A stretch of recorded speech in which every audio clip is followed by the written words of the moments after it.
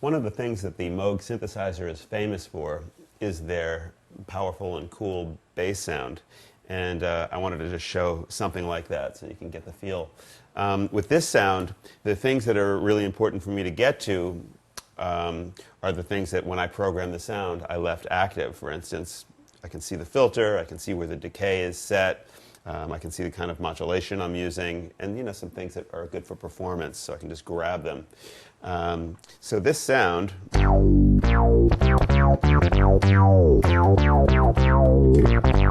has actually the kind of envelope that I was talking about before, where if I play legato, the sustain point of the filter is set so it's kind of low, so I get this decay to that point, and then it holds, or I can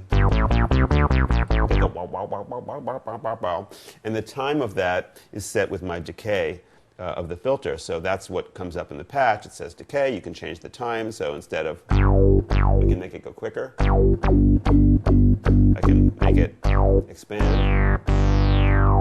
And one of the little Phatty things is if I want the same knob to actually do attack, I just press the button. And then I can take the same knob and then change the attack. And notice actually that this is a really cool thing too, which is user controllable. There's a few different settings. Notice where the light is on the panel and where the dial is.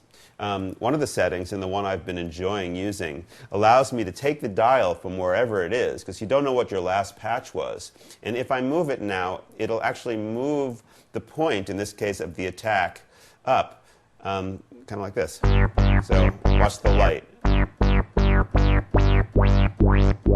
And eventually it will actually catch up with the light. So it's all set to be very smooth, so whenever I grab a knob, no matter where it is, I can always change it from that point. Instead of jumping, there's also the capability of doing that. So if the light was somewhere and the knob was somewhere else, and if you turned it, you could have a jump to where the knob is physically.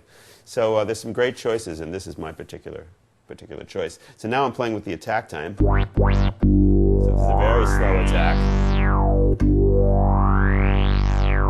Now, again, what's giving it that animated sound is the amount of resonance to the filter. So if I press resonance, and eventually if I turn the resonance up too far, it'll go into that pure resonance sound.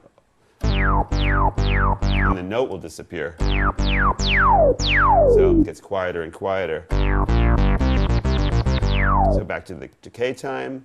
And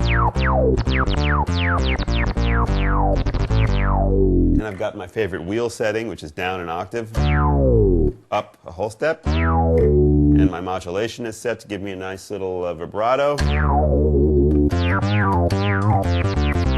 I also have it set so the freak boxes, if I mix in a little of that signal, it's going to give me some nice edge.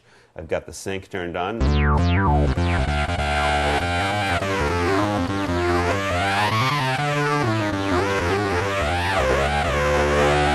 And you'll notice that I'm using the frequency knob once the sync is on the freak box. And you can assign that to a pedal. I already have so many pedals set up that I decided to do this manually today.